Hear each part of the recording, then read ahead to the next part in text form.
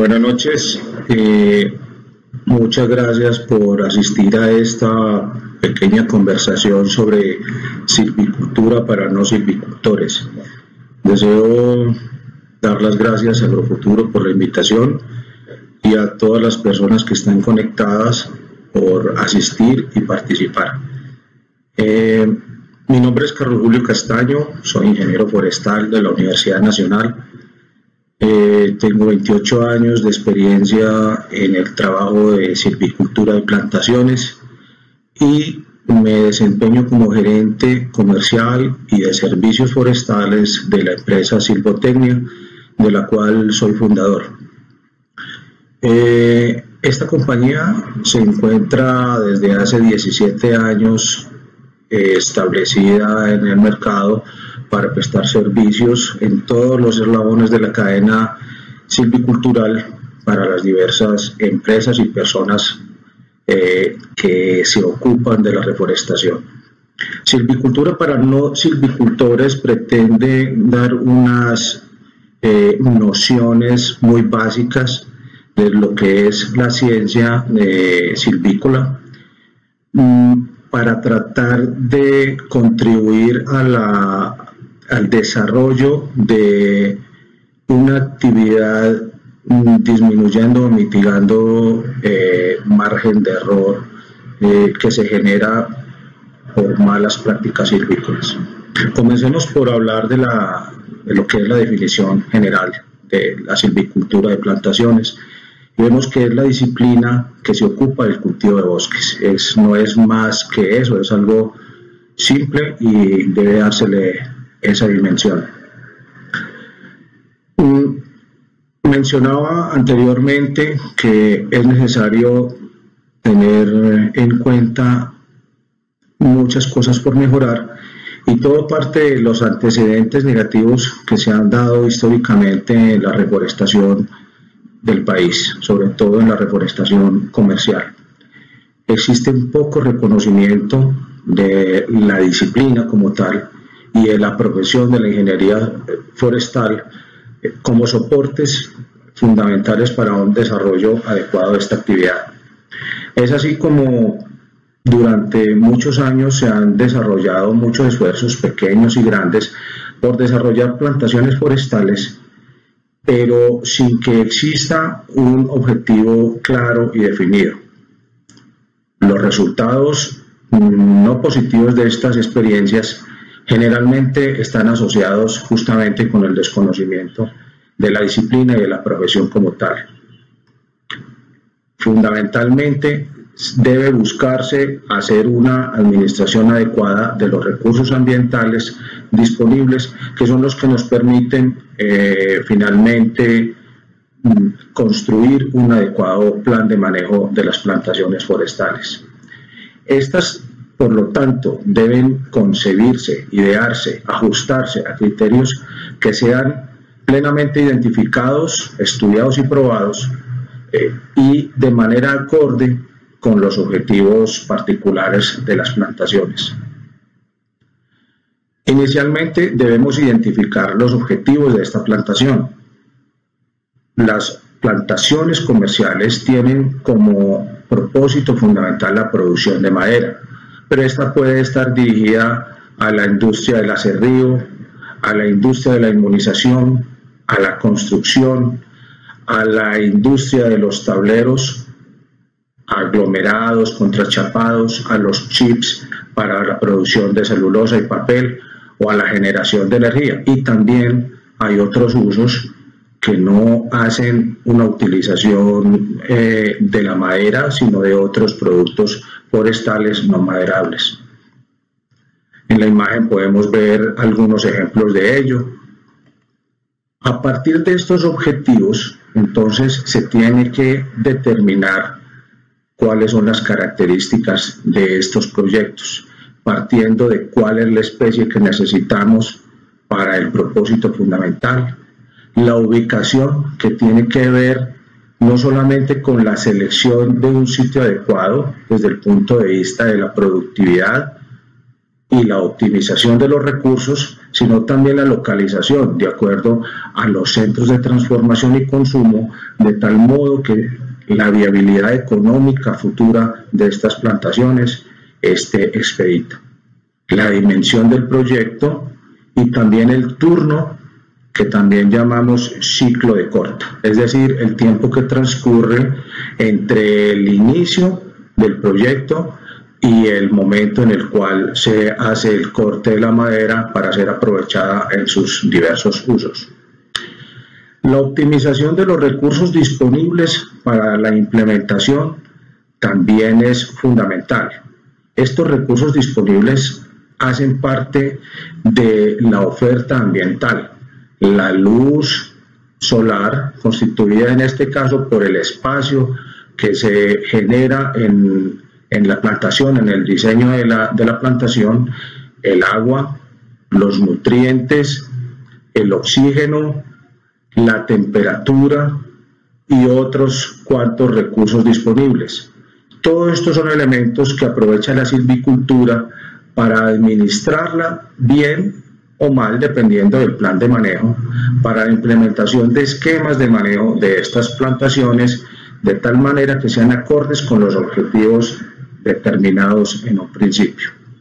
La restricción de estos recursos, la falta de estos recursos, fundamentalmente de luz, agua, nutrientes y el suelo como soporte, que nosotros llamamos espacio para crecer, generan limitaciones también en el desarrollo y crecimiento. Recordemos que cada uno de los individuos de una plantación como conjunto van creciendo y van agotando estos recursos fundamentales. Espacialmente podemos expresar el crecimiento del bosque o de los individuos en función de la edad. En la medida en que avanza la edad de las plantaciones, entonces el espacio se va reduciendo y habrá que intervenir de algún modo dentro del manejo de la plantación. Habrá que hacer intervenciones para solucionar dicho problema. Recordemos que el árbol, a partir de su follaje, que constituye la central de procesamiento de energía, tiene una prioridad en el uso de esa misma energía. Inicialmente utiliza esa energía para la respiración de tejidos vivos, para la producción de follaje, raíces y raicillas, para la producción de flores y semillas, para el crecimiento en altura y extensión de ramas, crecimiento en diámetro y mecanismos de resistencia, en ese orden jerárquico. Eso significa que en la medida que haya restricciones y que haya deficiencias en el procesamiento de esta energía, en el sentido inverso se irán generando deficiencias en este funcionamiento. Teniendo claros cuáles son los objetivos y conociendo los recursos de los cuales disponemos de manera apropiada, entonces se debe construir un plan de manejo forestal que respete las bases ecológicas y estos objetivos. ¿Cuáles son entonces las bases ecológicas que funcionan como fundamento de la administración de estos recursos? Inicialmente, la selección y el estudio del sitio. No olvidemos que debemos partir de un sitio adecuado, que brinde las condiciones adecuadas de productividad para poder hacer viable el proyecto forestal. Una construcción de plan de manejo que incluye selección de especie, determinación de la densidad inicial, programa de nutrición que parte del análisis de suelos, el mantenimiento sanitario y de competencias, manejo de espacio en función del crecimiento o raleos, administración de luz y distribución de la biomasa mediante prácticas silvícolas, mediante las podas, un plan de cosecha y una planeación de la infraestructura que se requiere para implementar el plan de cosecha. Y también debemos contar con una adecuada producción de material vegetal, lo cual puede ser opcional porque el material puede ser comprado en viveros comerciales dependiendo de su calidad. Y un programa de mejoramiento genético finalmente, dependiendo de la escala de dichos proyectos. Cada uno de estos puntos vamos a tratar de mirarlos a continuación de una manera un poco más detallada. Hablemos inicialmente del sitio. Ustedes pueden ver en la imagen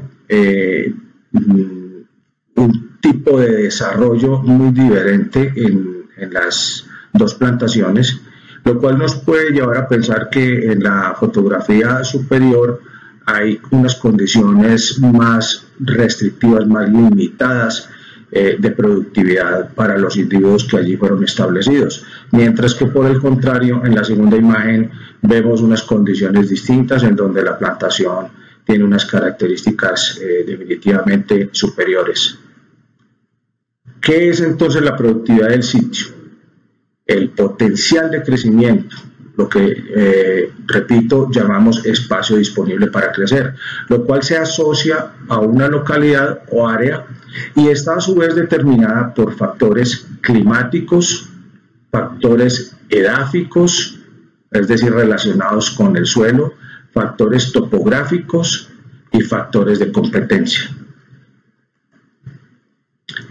Los sitios más productivos tienen la posibilidad de albergar mayor cantidad de árboles de un volumen determinado, o lo que es lo mismo, pueden generar un mejor y más pronto desarrollo de los individuos que allí se establezcan. La densidad inicial y final de una especie con un objetivo determinado, el turno o ciclo de corta, el régimen de manejo y los costos de establecimiento y manejo están directamente relacionados por la productividad. La selección de la especie. En las imágenes vemos diversas especies que hacen parte del conjunto o grupo de especies que son prácticamente las mismas, si bien no a nivel de especie, por lo menos a nivel de género, pero es el mismo tipo de madera. Tenemos teca, tenemos melina, acacia y diversos tipos de pinos. En diversas regiones del mundo, digamos que son implementadas o son utilizadas especies muy similares, por lo menos de las mismas características, pero en todos los casos son especies forestales, comerciales, probadas, que tienen paquetes tecnológicos desarrollados y que tienen una característica fundamental, que permiten ser manejadas en masas homogéneas. Eso hace la diferencia entre las especies que llamamos introducidas y las especies nativas, que tienen características muy distintas en su comportamiento en masa. ¿De qué depende la selección de la especie?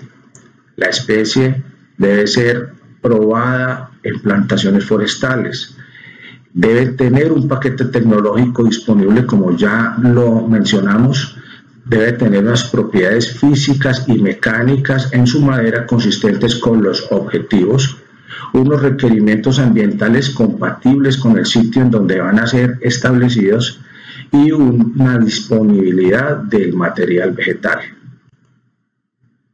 La densidad inicial, es decir, la densidad de siembra, eso es el número de árboles que se plantan por unidad de hectárea. Esta se decide a partir de la capacidad productiva del sitio, del objetivo de la plantación forestal, de los mercados alternativos que existan, porque en una plantación no el 100% de ella va a tener un objetivo compatible con los objetivos iniciales. Siempre habrá productos de diversas calidades que tendrán que ser atendidos por mercados alternativos, de la logística disponible y de la genética igualmente disponible. El espaciamiento o densidad inicial de la plantación tiene una alta incidencia en los costos de establecimiento y manejo. Por supuesto, mayor número de individuos tendrán un mayor peso en el costo de establecimiento.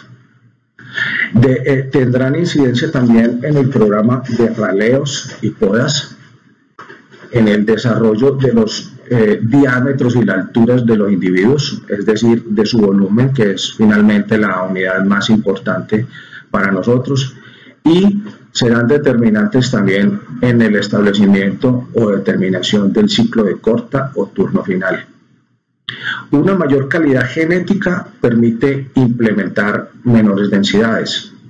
Uno de los objetivos de la densidad es tener oportunidad de selección, es decir, se hace una plantación de un número de árboles inicialmente y en la medida que haya más individuos, pues si no corresponden a plantaciones clonales, prácticamente debemos hacer una adecuada selección para dar oportunidad a los mejores individuos. En la actualidad, o mejor, hasta la actualidad, ha existido una fuerte tendencia a plantar de una manera muy caprichosa, muy arbitraria, prácticamente con información muy coloquial y muy empírica, sin tener en cuenta este tipo de criterios antes de determinar o decidir una densidad inicial de las plantaciones. La calidad del material vegetal es fundamental también. Existen dos opciones fundamentales para obtener el material vegetal.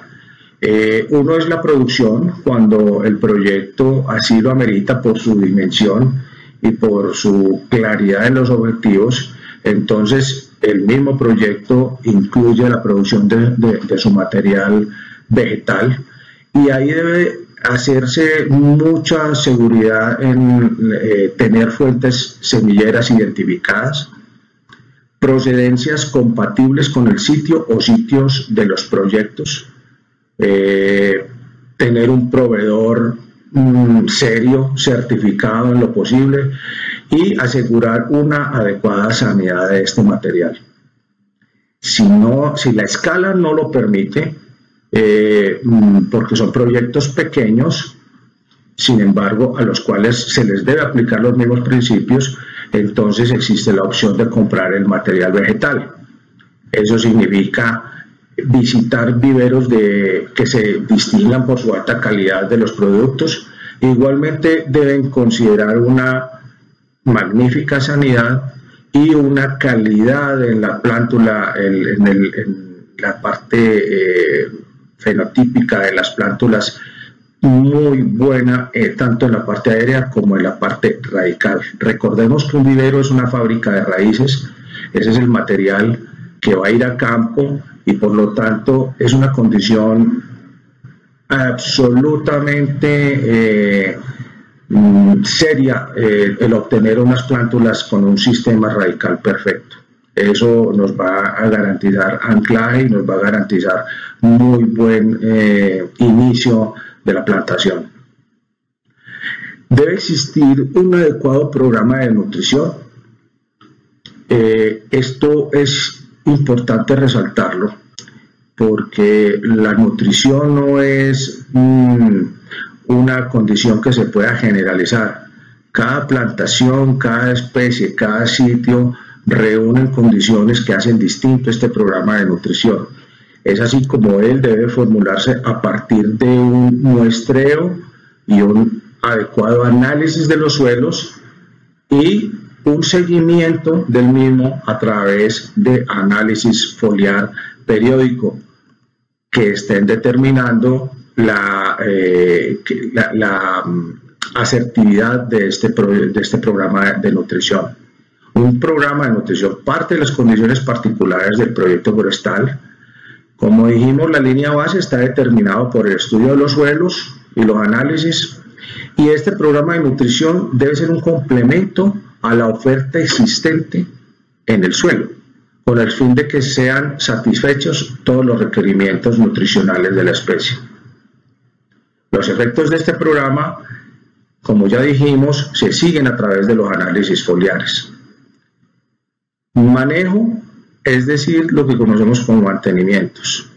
Básicamente se centra en dos objetivos particulares y permanentes: un control sanitario que vela por una adecuada sanidad, como su nombre lo dice, la no presencia de plagas y enfermedades que a su vez son, como ya vimos en la priorización de la utilización de la energía, aparecen las plagas o las enfermedades, pueden ser una consecuencia de un inadecuado manejo, de una inadecuada nutrición, de una inadecuada selección de la genética, y por lo tanto debe ser seguida con mucha determinación.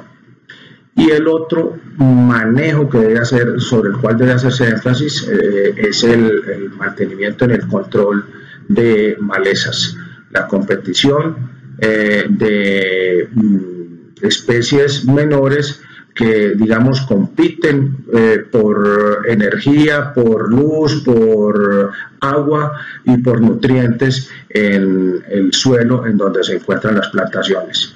El manejo de estas plantaciones consiste para ellas en una excelente garantía de sobrevivencia y de buen desarrollo.